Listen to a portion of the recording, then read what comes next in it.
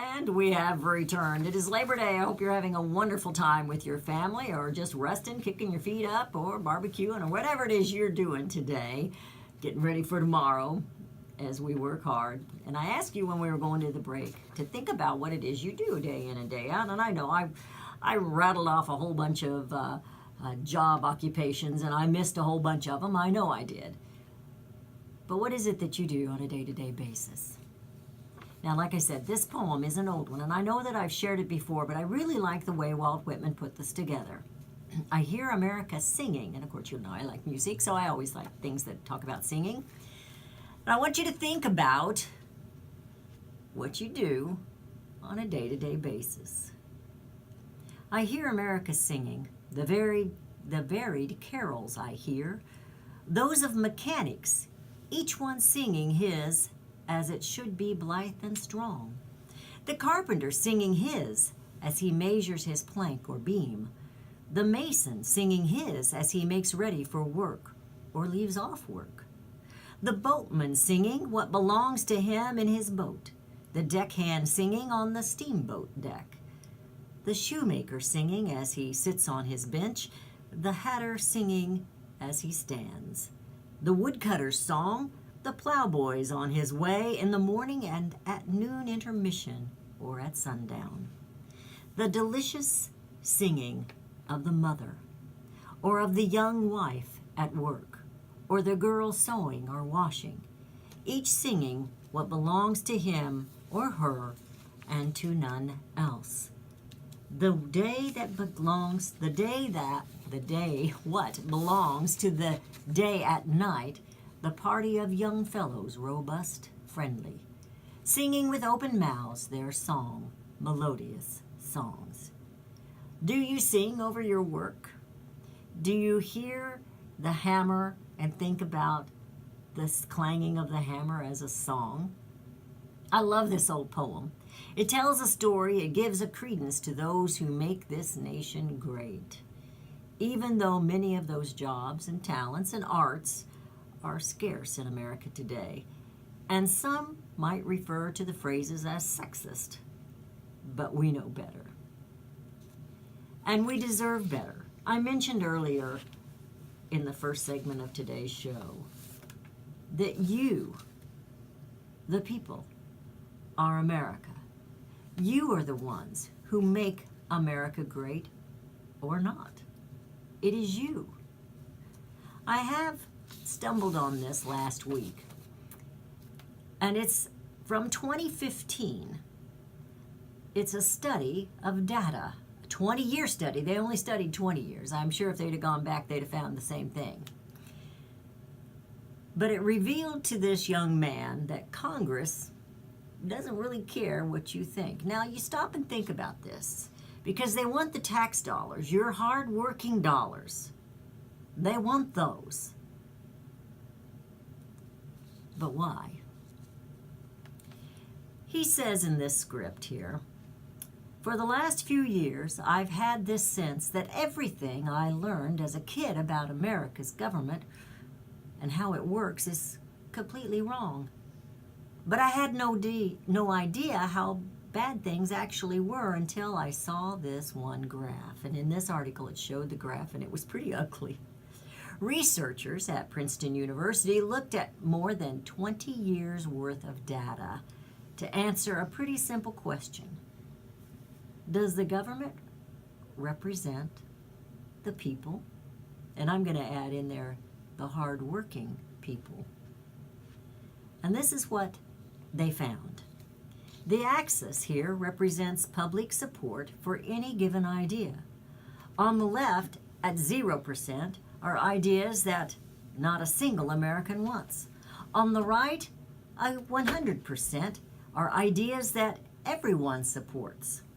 This axis represents the likelihood of Congress passing a law that reflects any of these ideas from 0 to 100% chance. On the particular graph, an ideal republic would look like this. If 50% of the public supports an idea, there's a 50% chance of it becoming law. If 80% of us support something, there's an 80% chance. You get the idea, right? Most Americans would probably agree that, with a few exceptions, we should be as close to this ideal as possible. Unfortunately, the way America actually works doesn't even come close. Take an idea that nobody supports, literally nobody, and it has about a 30% chance of becoming federal law. Now, take an incredibly popular idea, and there's also about a 30% chance of it becoming law. This means that the number of American voters for as against any idea has no impact on the likelihood that Congress will make it a law. But put it another way, and I'm quoting the Princeton study here, the preferences of the average American appear to have only a minuscule, near zero, statistically non-significant impact upon public policy. That's kind of scary. And it's kind of eye-opening here on Labor Day when you work so hard. But there's a catch. This flat line only accounts for the bottom 90% of income earners in America.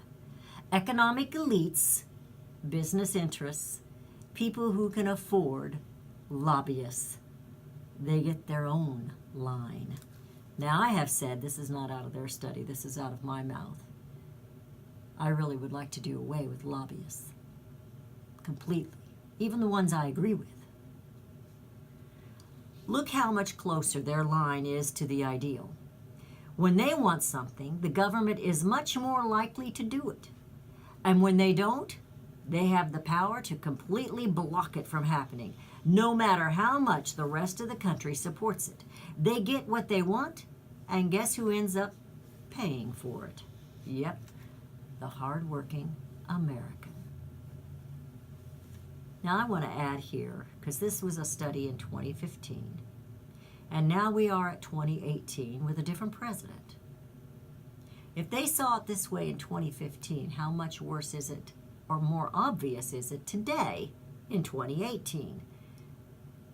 The majority of Americans wanted some kind of immigration, a wall, or something. But we're getting nothing. So who's paying for that? We're paying for it, but who's reaping what they want? Who's getting what they want? Let's go on to this article. We pay for it with the most expensive health care in the world, a tax code that's a complete mess. Now, this was back in 2015, and I don't know that it's a whole lot better right now. We pay for it with internet that's slower, wasteful spending, a floundering education system, a catastrophic drug war, and a 1 in 5 American children born in poverty. 1 in 5.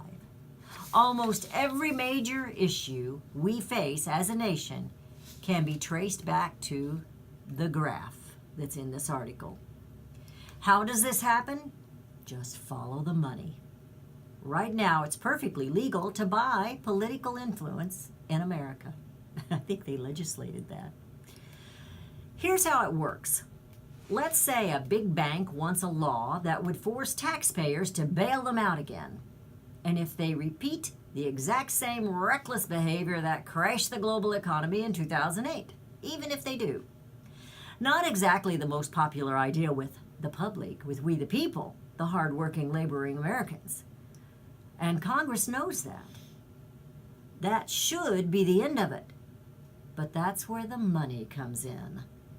It's perfectly legal for our bank to hire a team of lobbyists whose entire job is to make sure the government gives the bank what it wants. Then, those lobbyists can track down numbers of Congress who regulate banks and help raise a ton of money for their re-election campaigns.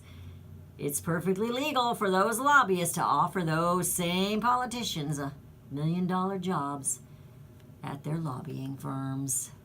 we're going into a break. There's more sad news here for the American hardworking people that deserve a whole lot better than the representation we're receiving. You're listening to CSC Talk Radio. Happy Labor Day, and I do mean that, even though this is kind of bad news that I'm sharing. We have good news. It's coming.